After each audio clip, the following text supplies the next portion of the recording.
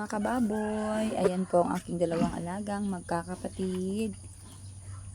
Bago lang po sila tapos kumain para sa kanilang agahan. So ayan, pahinga time na si Dorok Brown. Tsaka ito naman. Yan, parang nakukulangan pa sa kanyang pagkain. Naghahanap pa oh. Yan. So, malapit na po silang mag-apat na buwan. Pwede na po silang harvest.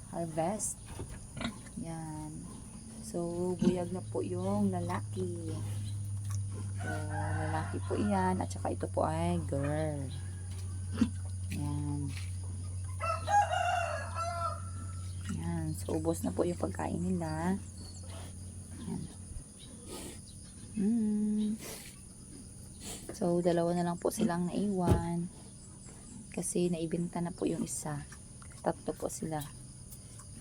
Yan.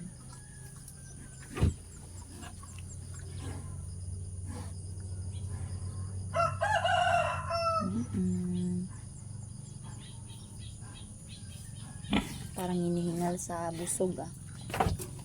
Yes. Hindi pa po yan nakapaligo mga kababoy. Kasi umagang kay ganda. Malamig pa dito sa amin. Yan.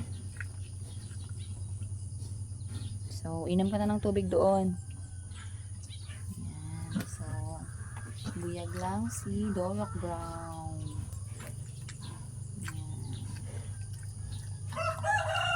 Yan. Ito naman ay girl.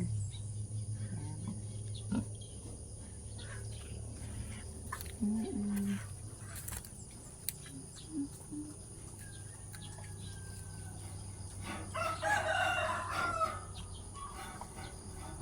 Nangangati siya.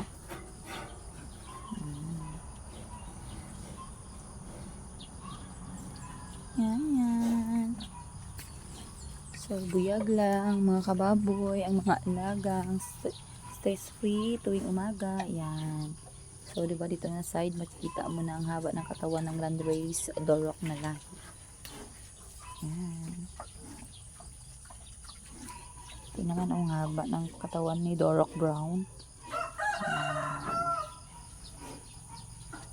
So, ito talaga ang hormone ng pangatawan ni Dorok Brown. Buyag. Lalaki po ito mga kababoy. Yan.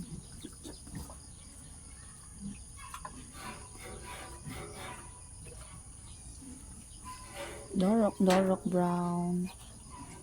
Haba ng pangangatawan, no? Parang sakto lang sa cellphone ko. So, bye-bye na mga kababoy. Bye-bye.